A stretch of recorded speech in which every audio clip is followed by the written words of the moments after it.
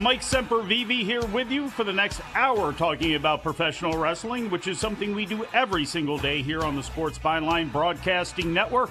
Tune in, iHeart, American Forces Radio, Cable Radio Network 2, sportsbyline.com, over-the-air affiliates, podcasting, or maybe you're video streaming via Twitch or YouTube. However you're joining us today, I'd just like to say thank you. Hopefully wherever you are, it's sunny outside. If not, hopefully it's sunny inside your mind. Sunny day here on my portion of Delmarva. A little cold, a little windy. So I apologize if you hear the wind whistling through the cracks here in this old house. But it's a good day to travel at least. And that's exactly what Bryan Alvarez is doing right now on the road to Wrestlemania. WrestleMania week. Many of you are on the road right now. Hopefully everything goes well for you. Be safe in your travels. Hopefully be safe in Las Vegas as well. A couple shows taking place tonight, including Game Changer Wrestling kicking off the WWE ID tournament and a Dragon Gate USA tribute show. Tomorrow on Thursday, there will be 17 events taking place in and around Las Vegas, most of which are in one of two locations, either at the Palms Hotel and Casino or a venue called Meet Las Vegas. And we'll find out if Sin City's own Filthy Tom Lawler has ever had a chance to frequent the Meet while in Las Vegas. He'll be joining me after the break, and we will not be running down the 17 events that I just mentioned, although we will take a look at Josh Barnett's Bloodsport 13, which Filthy and Jimmy Smith will be on the call for. AEW Dynamite is tonight from the MGM Music Hall at Fenway in Boston. Let you know what they have planned. We'll also let you know about AEW's upcoming international travels, including a new event for Mexico that was announced today. Plus, it's the end of an era for New Japan Pro Wrestling. The company announced today that Tetsuya Naito would be leaving as a contracted talent, which continues New Japan's undefeated record of having title belts on people without contracts in place. Also, last night was NXT. We'll take a look at that and a whole lot more when we get back from break. Wrestling Observer Live.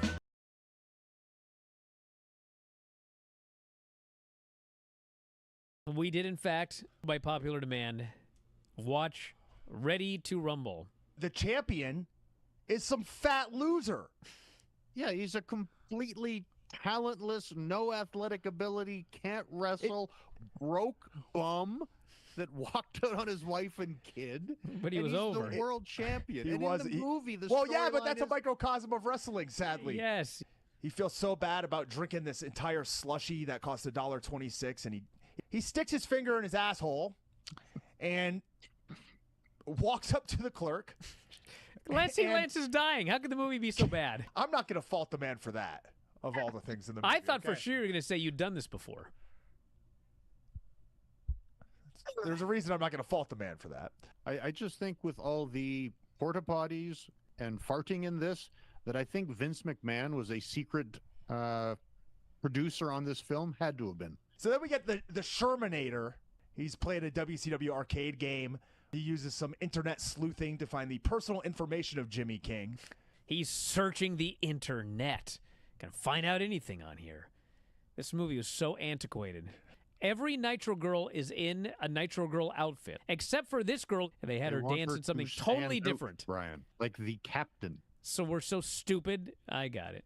Captain Yes, Stavin. if you're watching this film, you're that stupid. I'm sorry. But I was also insulted by the fact they hired Michael Buffer to announce the Royal Bash, the fake-ass Royal Bash. $24 million budget. Wow. And probably $500,000 of that went to Michael Buffer. It made 12. You know, we should mention this cage match is the triple-decker Cage of Doom. Everybody buried it. It was horrible. Everybody hated it.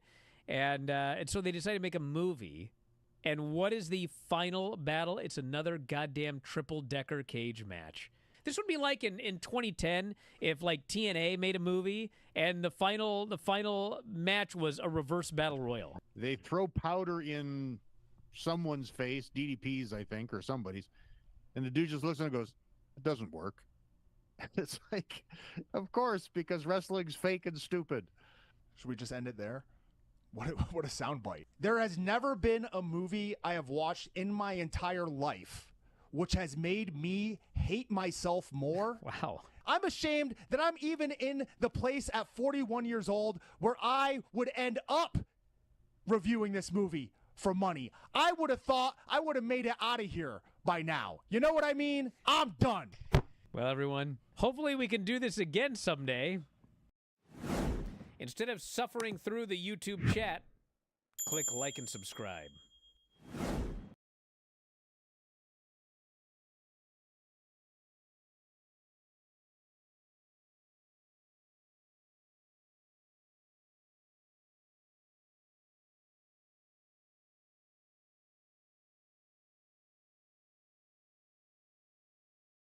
Welcome back to the show. Mike Sempervive and Filthy Tom Lawler here with you. Jim Valley joins you on Saturdays beginning at 1 p.m. Eastern Time, and Andrew Zarian will be with you on Sunday beginning at 6 p.m. Eastern Time through all the same ways you're listening and watching us right now. I'd also love it if you made the wrestling news part of your day. You can find it wherever you find your favorite podcasts or on YouTube at thewrestlingnews.com and at Wrestling News AV on X and Facebook. Everything you need to know to get your day started, get you up to date, or get you to your favorite long-form review pod like Wrestling Observer Radio. And there are going to be a bunch of those up there this weekend for everybody. And, of course, just go to f4wonline.com for all of the information that you need to know on the upcoming F4W convention, online convention, which Bryan is on his way to right now, April 18th through the 20th in Las Vegas, Nevada, where Filthy Tom Lawler is right now. Filthy, how the hell are you? I'm doing pretty good. I'm getting ready, but you can never be ready for what's going to happen this weekend. The Wrestlemania extravaganza has already kicked off. There's already been shows. There's people flying in from all over the world and taking over my city. How is it? I'm not ready. After all this time, with all these fly-ins that you just mentioned, how have we not gotten a GCW Uganda soft ground wrestling thing? How have they not made it to the United States yet? Well, probably the current political climate prohibits the Ugandans from coming in and doing professional wrestling when there's some hard-earned, Americans that could use that job. But there are plenty of other shows that GCW is helping put on, one of which I'll be on the microphone for, Josh Barnett's Bloodsport. Of course, preeminent MMA-themed combat sports fight night professional wrestling show on the planet. And I will be there at the Palms Thursday night. Friday night, I will be at Grap House, downtown Las Vegas, Ferguson's, at 10 p.m. And that's where you can catch me, but you can catch wrestling action everywhere. Everywhere. It sounds like you're weekend. doing a stand-up routine over there. Like you're going to be at Ferguson's. Like, when's the late show? Not that Ferguson. Not too big of a fan of him. More of a Conan guy. Or Space Ghost would be my favorite of the late night talk show hosts. That's true, but if you're going to have another one, I don't know. Craig Ferguson was actually really good. I liked Craig Ferguson. But that's got nothing to do with Las Vegas. At least I don't think that he's doing a one-man show in Las Vegas anywhere. But you are going to be in that two-man booth with old boy Jimmy Smith tomorrow for Bloodsport 13. This is a really interesting card because of the amount of names that are on it from different promotions for sure, but the 5 fight icons. Are we going to get a picture? I need to have you in between Mark Kerr and Butterbean and Tank Abbott, and of course right there to your right, Don Fry, the two manliest men I've ever seen in my life, you and Don Fry together. Are we going to get a group picture with you and all those guys? I sure hope so. If there's ever been a photograph that I wanted taken, if there's ever been a fanboy moment for me, I think having the combat icons out there at the Pearl at the Palms, the very first venue that I fought for the UFC, what a better spot for me to get pictures with all of these MMA, UFC legends, guys that we barely ever see, especially not in the pro wrestling world. Well, they're going to be there Thursday night, like you mentioned. Mark Kerr, Tank Abbott, Butterbean. Oh, man. Don Fry, the Predator himself. I got a Don Fry action figure up there. Now, right behind me. Are you going to judge mustaches? Because Dan the Beast Severn being right there too, Don Fry, I'm assuming, still has that manliest mustache of anyone on the land. Or will you actually be having a compare and contrast? I can't compare myself to those men. At the time they put in with those mustaches, I mean, this one that I've been growing out now, while sufficient compared to them, it's pitiful. Yeah, Royce Isaacs and Tavion Heights, that is a really interesting matchup in that Royce has been taking on seemingly the entire no-quarter catch crew. In fact, he has. I think Ren Sinclair is up at Bloodsport 14 for him if he can get past Tavion Heights at this one. But Shayna Baszler and Konami, Josh Barnett and Gabe Kidd, Zack Sabre Jr., Jonathan Gresham, J.R. Kratos, Karrion Kross, Micah from Stardom against Carmen Petrovich, Charlie Dempsey, Shinya Aoki, Natty Neidhart and Miyu Yamashita, Layla Hirsch, Jordan Blade, Timothy Thatcher, Pete Dunne. I mean, these shows are obviously unique in that people from all over are usually on them, and we've seen WWE participation here in the last couple that have come, but this is, to me, a really amazing lineup and cross-section of people that have all converged together. It seems like, Rocky Romero used to be the plug for everybody, except for WWE. Well, Josh Barnett's got that door open, too. Yeah, it's unbelievable, the personnel that Josh Barnett has been able to gain access to through virtually, like every avenue.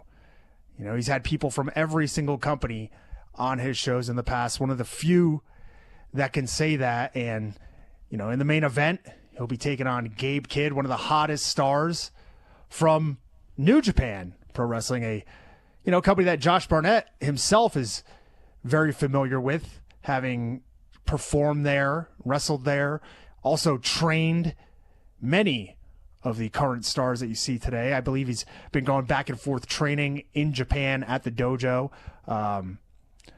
So that should be a great contest. And I mean, that's not it. There's we're just talking about Bloodsport, but there's so much stuff at the Collective, Spring Break, which was kind of the show that put the Collective on the map. If you think back, that was the biggest, the preeminent independent wrestling show of Mania weekend has been Joey Janela's Spring Break for years and years. And now, he's got 2 nights because he has a whole night of the cluster match, which I cannot pronounce here on the air. And that's just like I mentioned, the tip of the iceberg. I could sit here and do a whole rundown of every show, plug them all, tell you how great it's going to be. But virtually every show that you could see this weekend is going to have great wrestling on it, whether it's people that you are aware of, whether it's names you've heard, whether it's new people popping up on the scene. I can guarantee you that wrestling is going to show out here in Vegas for WrestleMania week. You know who won't be there? Tetsuya Naito. Actually, we don't know anymore if he'll be there because he's been working without a contract, and in the 20 full years that were 2005 to 2024, the Mount Rushmore for New Japan Pro Wrestling and really Japanese wrestling in general was Hiroshi Tanahashi, Shinsuke Nakamura, Kazuchika Okada, and Tetsuya Naito. That era has officially come to an end. I mean, I know Tanahashi still has the rest of the year to play out, but today, New Japan Pro Wrestling announced that both Tetsuya Naito and Bushi would be departing the promotion following Wrestling Dontaku, which takes place on May 3rd and 4th in Fukuoka. News of Naito working without a contract was reported by Tokyo Sports about 2 weeks ago. In a statement, New Japan President Hiroshi Tanahashi said, "I am sorry to deliver the news that surprised and saddened everyone today. I spoke with Naito yesterday. I told him that I wanted Naito, who loves New Japan, to stay in New Japan until the end, but his will was firm and I could not change it. He will be leaving the organization in a way that respects his wishes." Tom talked about it a little bit before Windy City Riot. Now with Jeff Cobb gone, Tetsuya Naito gone, Hiroshi Tanahashi wrestling his last match in the United States, boy, it did really feel like that was the end of an era in Chicago last week. Mike, are we sure that this is not just a precursor to Bushi and Naito winning the tag titles? if that's the case, it would be a major break in protocol from how they've reported news on their website before. A major break. And the thing is, this isn't the first time. In fact, I can think of at least 6 times in the last 9 years where somebody has been under contract with New Japan holding a title and either had to drop it on the way out or didn't drop it at all. But we'll get into that after the break. Wrestling Observer Live.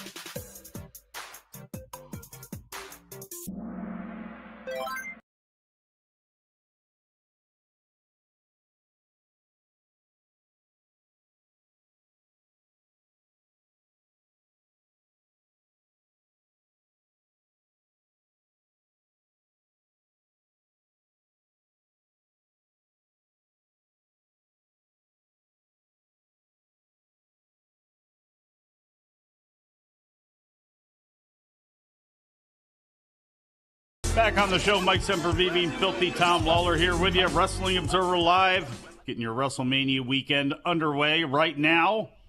All right, Tom, I know they have that thing in Reddit or whatever. It's like, am I the jerk? So, will I be the prick for bringing up the 6 times in the last 9 years that somebody left New Japan without working, without having a contract because Shinsuke Nakamura in January 2016 doesn't put over AJ Styles, vacates the Intercontinental title, takes some time off, shows up at NXT in April. 2022, Carl Anderson resigns with WWE while he's never champion, got himself double booked in both Japan and Saudi Arabia, ends up choosing Crown Jewel because, well, he had to. He somehow holds on to the title until January, where he puts over Tama Tonga at the Dome. Tama Tonga wins the title at the Dome, then announces he's leaving, and then puts over Evil in April, and he's gone. And then last January, Kazuchika Okada didn't put over anybody. He didn't even want to be on the losing side of a 6-man tag team match, let alone put over anybody individually. He vacates those titles. He's out the door. And then last week, Jeff Cobb, they put him over, he and Callum Newman, for the tag team titles. Callum Newman is the one who gets the victory over Naito, so there's that. But then on Monday, they announced Jeff Cobb is officially gone from New Japan Pro Wrestling. So I got to be honest, if they're working me, they did a good job of it, because there's all these other cases in the past where that happened for true. Yeah, I don't think anybody's working you, Mike.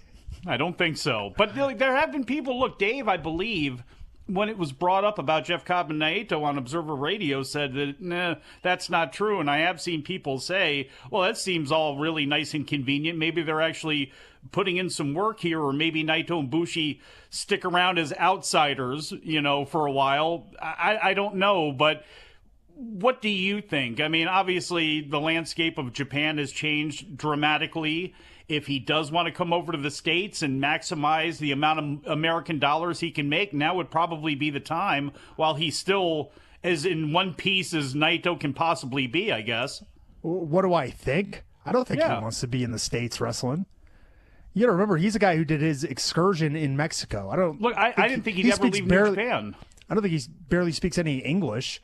I believe he may speak Spanish. So if he's going to show up overseas, I would expect it to be maybe there in Mexico before the U.S. I mean, Mike, he comes to the U.S., he doesn't even take his shirt off when he wrestles.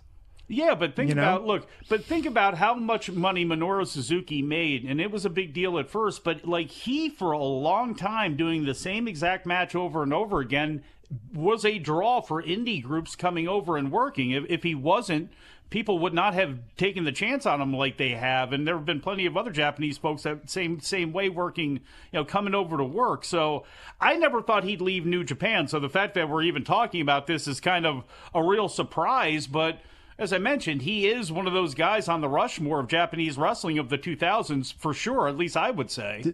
Did you watch the entire Windy City Riot show? I did not yet. No.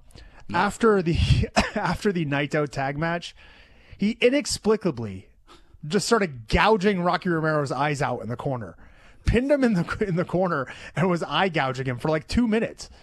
I'm like, what is going on here? And now I just wonder, was it a shoot? That was his goodbye. That was, but it'll be interesting to see what Naito wants to do. There was talk in that Tokyo Sports article that he wants to work more and felt limited by the schedule that he was working. What? Obviously, you can't tell an athlete when to wind it down, but those of us who have watched Naito for years know I don't think he can wrestle too many more matches a year. Certainly not at the level that he put in the past against guys like Ibushi, Tanahashi, Okada, all the guys at the top of the New Japan card. Age, Mike, I know this. You know it. Age is undefeated.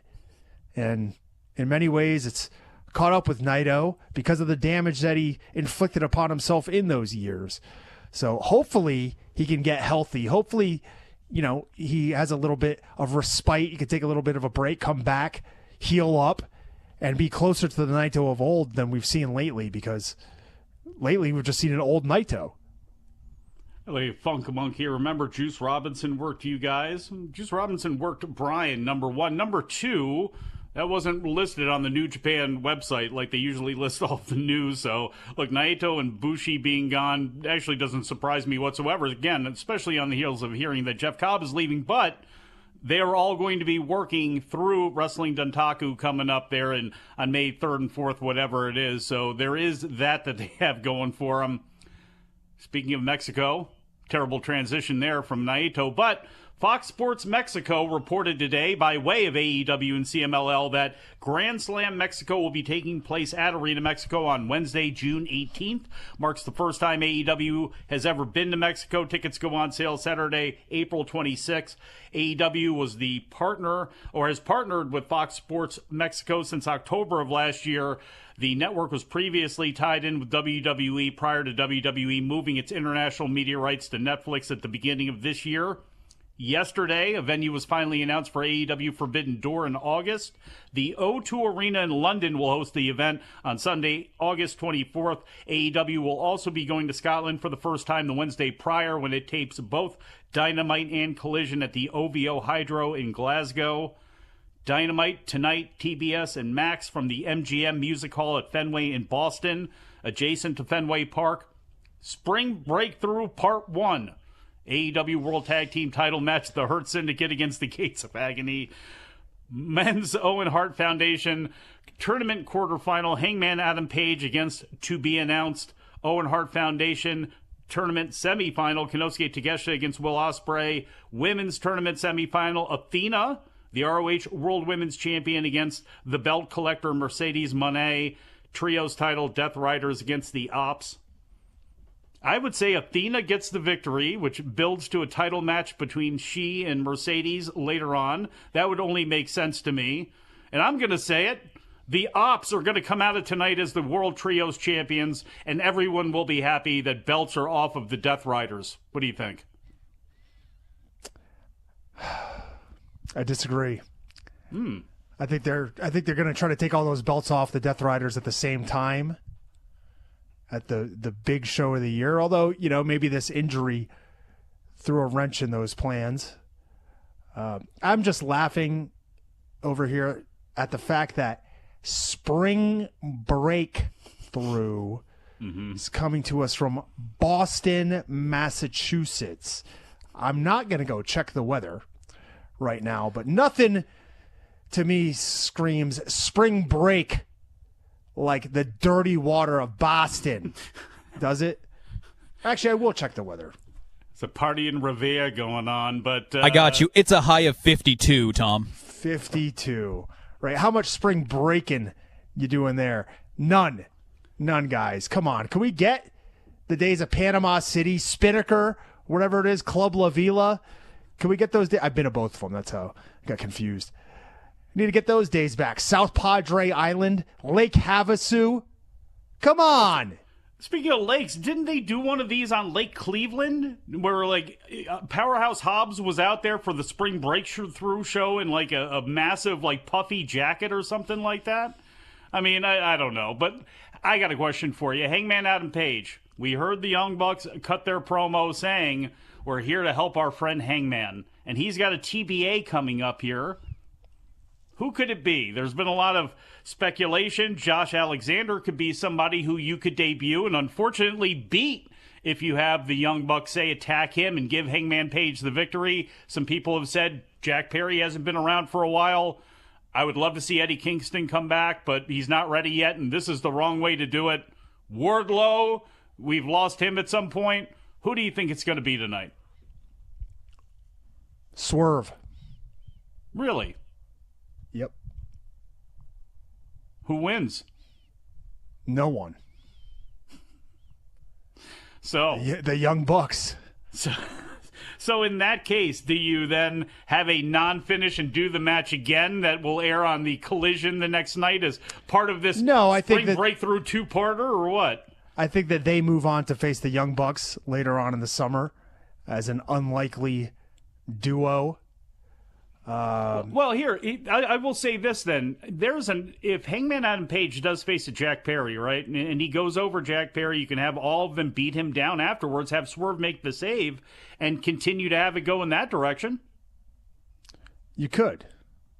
But, I don't. What does Jack Perry come out and lose on purpose? Like he's the big boss man against The Rock at Survivor Series 97?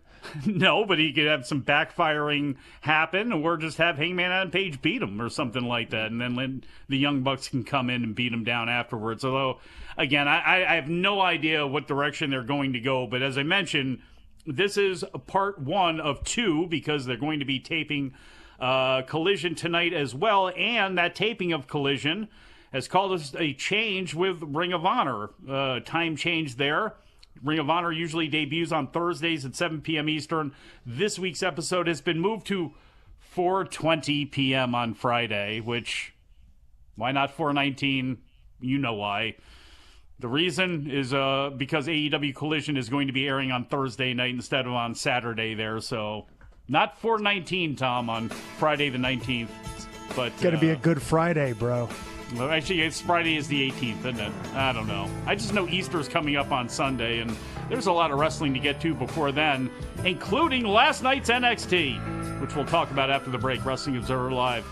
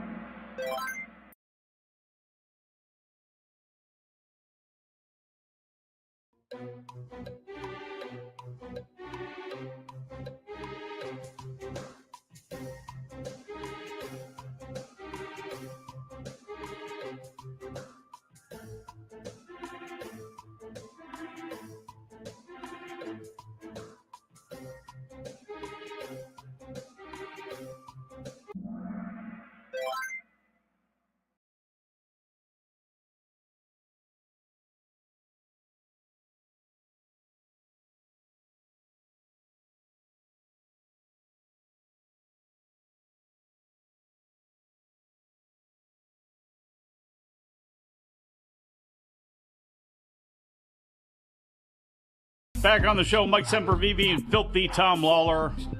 Wrestlemania Wednesday. Getting ready for the 2-day event and everything. All the other events that we've been talking about. WWE, by the way, Tom, I don't know if you saw this, put out their YouTube channel has been counting down what it considers to be the 50 greatest matches in WrestleMania history, and they got to number 1 today. Obviously, won't come close to going through all of them, but the top 5, Undertaker and Shawn Michaels at WrestleMania 25 is number 1. Number 2, Steve Austin and Bret Hart from WrestleMania 13. The Rock and Hulk Hogan from WrestleMania 18 is number 3. Randy Savage and Ricky Steamboat from WrestleMania 4. And 5th, The Rock against Steve Austin from WrestleMania 17. I don't know. I mean, I guess I could pick a lot of nits with a lot of this stuff, but to me, no question, Steve Austin, Bret Hart is the number 1 match in WrestleMania history. Not going to disagree with that statement. I mean, when you think back of all the matches that you really remember vividly moments from, that's got to be it. You know, the other one that stands out to me, and it didn't make the top 5, I believe it came in at like number 8, was Randy Savage versus the Ultimate Warrior from WrestleMania. And I remember it was career versus career match. And I just remember as a kid watching that. And like, you know, I'm not a sappy little emotional 6-year-old or whatever when I'm watching that match. But seeing Elizabeth come to the aid of Randy Savage afterwards when he is at his lowest, he has just been defeated. He got what they called it was the spear job. Monsoon said he gave him the spear job, which was a big the flying tackle. Warrior gave Savage a flying tackle. Savage retreats to the outside. Warrior does it again. Savage tries to get to the outside. He does it again. Savage gets to the floor. Warrior just drags him back in and pins him with a foot on his chest. How much more humiliating could you be, right? Well, I tell you, Sensational Sherry came in and she beat the crap out of the poor Macho Man until there was only one person left to come save him. A woman who we thought we'd never see by the side of this man again. Elizabeth came. She got rid of Sherry. She embraced with the Macho Man.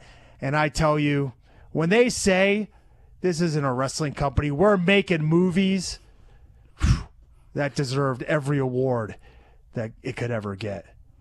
You know, in the same Bravo. vein, one that just fell out of their top 10, which would be certainly on top of my list, is Bret Hart and Owen Hart from WrestleMania 10, because when you include the fact that they open the show, Owen gets the victory, and then at the finally gets one over on Big Brother. It's his time to shine at WrestleMania.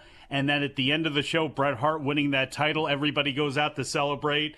And out walks Owen, and that look on his face, shaking his head as the whole thing ends, I thought was fantastic. There's a lot of matches. I mean, Kurt Angle and Brock Lesnar, Shawn Michaels. Look, Shawn Michaels and The Undertaker from WrestleMania 26, people could argue is just as good, if not better, than the one from WrestleMania 25. So, of course, these lists are incredibly subjective. Steiners versus the Head Shrinkers. Oh, man, the Steiners and SST. That's the one thing about this. Sorry. Well, though, yeah, they were the Head Shrinkers, but the Samoan SWAT team, whatever you want to call them, WrestleMania 9, they're doing that documentary. And I understand why. It was the first outdoors WrestleMania. There's a lot of hay that you can make out of that old footage that they had. And apparently, I'm sure Nick Khan, when he was a youth, went to the show. That's one of the reasons that probably there's interest in it. But that match on that show was one of the most fun ones in WrestleMania history as far as 4 guys just killing each other. They were perfectly matched up. I love that stuff. Yeah. Obviously, there's so many WrestleMania moments that we could talk about, but no one's ever going to agree on what the best match was, but no. I think we could both agree that wasn't the best match. Now, everybody works in NXT to try to get up to the main roster so they can have their WrestleMania moment. NXT was last night at the Performance Center. Won't run through it like Bryan does, but give you everything that you need to know. It opened up with a North American title, number 1 contendership, fatal 4-way. Ethan Page defeated Eddie Thorpe, Lexus King, and Wes Lee. He gets the shot at Ricky Starks, which is no surprise, coming up at Stand and Deliver for the North American title. Hank and Tank, they used the same formula that they had for the women on SmackDown when it came to the gauntlet.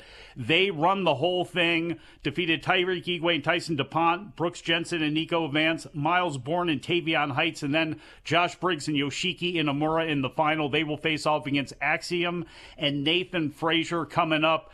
They tried to shake hands, Axiom did, with Hank and Tank. Frazier blew them off, so I hope this is not how they end the NXT Tag Team title reign of Fraxium. I don't want to see them break up yet, but it's been a long time, and putting over Hank and Tank would probably be a pretty big moment and get a big pop. Lola Vice defeated Tatum Paxley and make the Women's North American title match, and then in a Bryan called it a WCW moment, and it absolutely was. Before the Women's North American title qualifier that had Carmen Petrovich in it, Mr. Stone and Stevie Turner asked Ava who the last entrant was going to be. She said, "Don't worry, you'll know when their music hits." And before they went to commercial break, they spoiled it with a big Thea Hale graphic. She made her return. The fans didn't care that it was spoiled, chanted "welcome back," quickly tapped out Carmen in 2 minutes and 40 seconds to set up everything taking place at Stand and Deliver. Were you happy Thea Hale is back? I mean, sure, I guess. I mean, I would have preferred, I guess, to see her stick around with the old Chase U. I wish Chase U was still taking students, but, it's not happening, so. Man, and you know what? No Quarter Catch crew. Tavion Heights ended up being the one getting rolled up. He was the one who got pinned and defeated. You think that could mean good things coming up for Royce Isaacs at Bloodsport? I know he's not somebody that you want to talk about too much ever since he turned his back on you and destroyed Team Filthy, but you think that portends good things for Royce? To be fair, I'll be in the booth, but I hope that they both lose. Are you going to be able to be a unbiased commentator during this? I'm professional. I will be there in a toga, just like it's WrestleMania 9. Hoping I'll be looking out. I'll be looking for the fan man to come down in Vegas too, like it's Bo Holyfield back in the day. Does that happen anymore out there? That used to be the big spot for for boxing matches. A lot of people will not believe this, but it was in the parking lot at Caesar's Palace where they put up risers and 20,000 people would check out these shows. Often on Monday nights, a lot of these pay-per-views and big boxing events would take place. Do they do that at all out there anymore? What is in that space, they do not do that, but what is in that space is a show that takes place in a tent. It is a tent circus show. The name of that show is Absinthe, and it is raunchy beyond belief, but if you are going to see one show in Vegas, even if you're here for WrestleMania and you can see one thing, that is the show that you should see. What the heck? What? Hey! Oh! And well, for everybody listening on radio right now, apparently Royce Isaacs has broken into Filthy Tom Lawler's home. Yeah. And let's see about this here setup. Oh my goodness.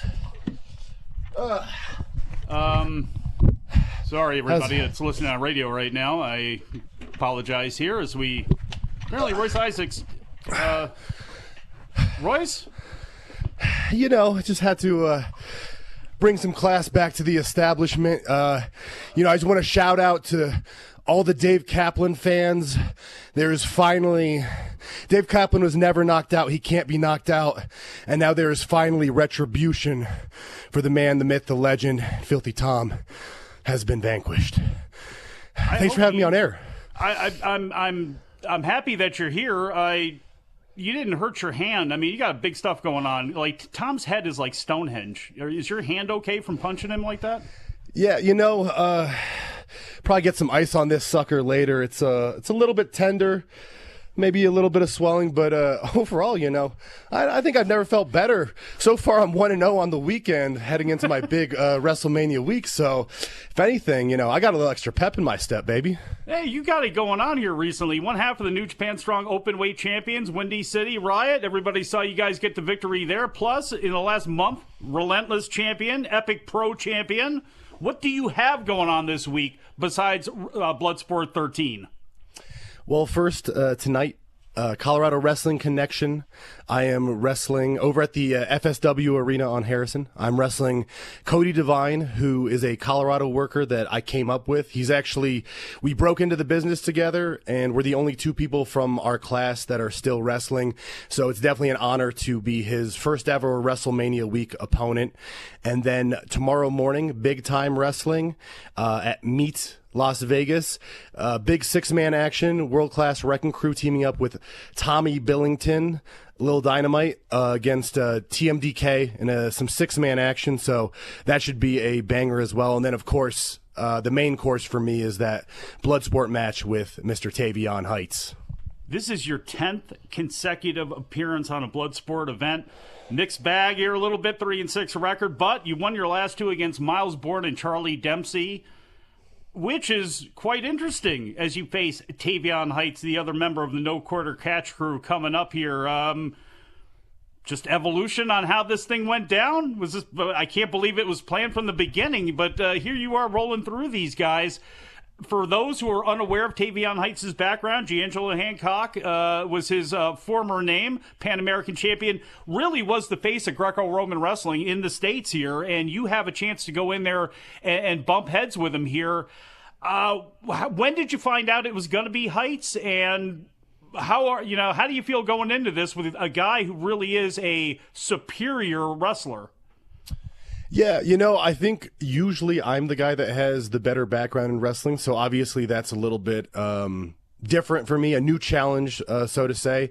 But the thing is, I beat two of his stablemates from No Quarter Catch crew, and it just seemed like the next logical step. After I beat Miles, I called Tavion out on Twitter.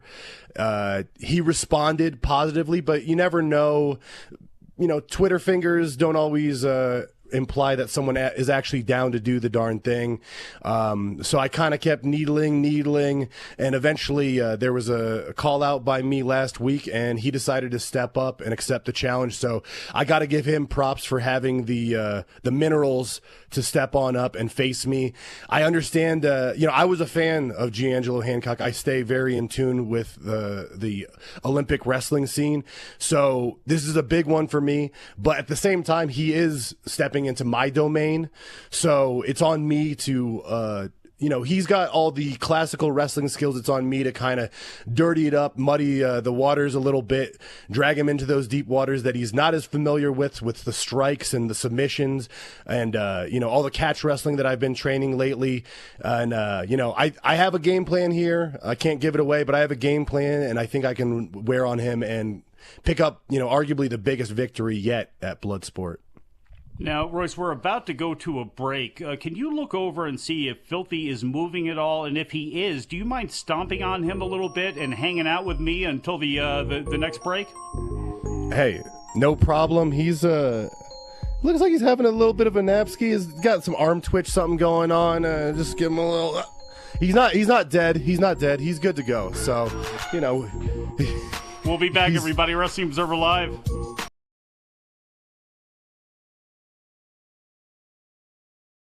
Just a quick note before this free video.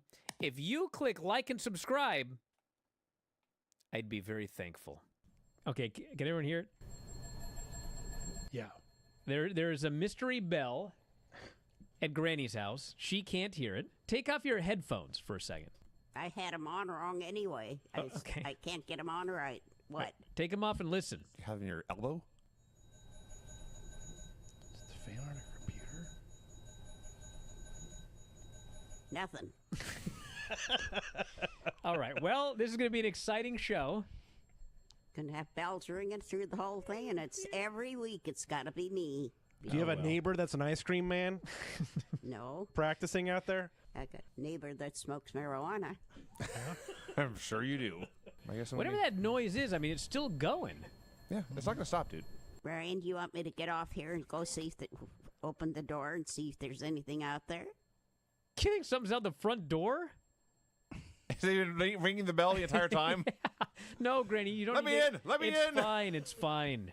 If it's death, don't open the door. Thank you, Craig. This person thinks it's a stove timer. Have you burned the roast? No, I don't have a stove. You want me to just get off here? No. We're going to barrel through it. I'd love it. You're not even doing anything. Granny, Nick says that you've got an old-fashioned analog alarm clock in Terry's bedroom. I don't know. I got a new alarm clock. Battery operated. Is that what she meant? Well, whatever it is, it's going haywire right now. Oh, it might be my alarm. You think?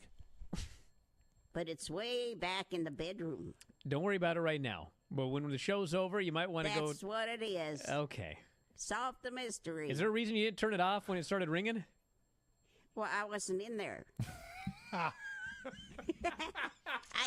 didn't. Duh. I took a nap.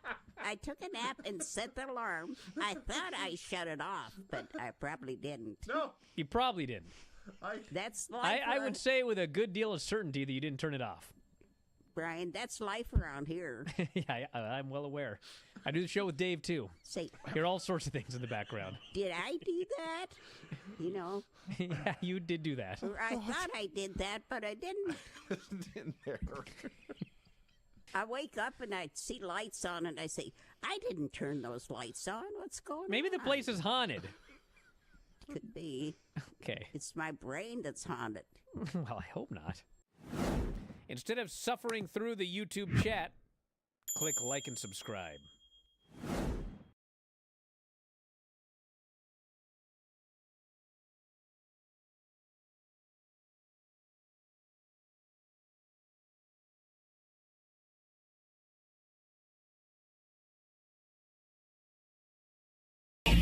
Back on the show, Mike Sempervive and Royce Isaacs here with you. Looks like Filthy has come to, and looks like he's what are He's you a going little to do tied with him up. now? A little bit. I'm just more worried about what you're going to do with him now, being in that position. Have you've seen Pulp Fiction? I have. Well, then you know what's going to happen. Ooh. Oh, Tom. Well, what can I say? Hopefully you're not too hard on him in more ways than one here, as he's got to do the announcing. At least he's set to do the announcing with Jimmy Smith tomorrow for Bloodsport 13 on Triller TV, 8 p.m. Eastern Time. You and Tavion Heights, Timothy Thatcher, Pete Dunn, Layla Hirsch, Jordan Blade, Natty Neidhart, and Miyu Yamashita, Charlie Dempsey, Shinya Aoki, Micah, Carmen Petrovich, J.R. Kratos, Karrion Kross, Zack Sabre Jr., Jonathan Gresham, Josh Barnett, Gabe Kidd, and Shayna Baszler, and Konami. You got any last words for Tavion Heights here? At least last words that the FCC will not fine us for? You know, I go in there every Bloodsport. I wear my heart on my sleeve, and I lay it all on the line. So I just hope that he's ready to take things to an even bigger level. I've seen his work. I respect his work. Especially his run in Noah, I thought was great. But I think tomorrow he has to be ready to take his wrestling to a whole nother level if he wants to have a chance against Royce Isaacs. So there we go. It looks like he's coming to over there a little bit more, so you may want to take care of that. And I want to thank you, Royce, for joining me. And once you get done with him, whisper in Filthy's ear right before you choke him out that I thank him for joining me today, too. I want to thank all of you out there for listening and watching. Thank producer Dom. Thank you, producer John. And we shall talk to you again after a while.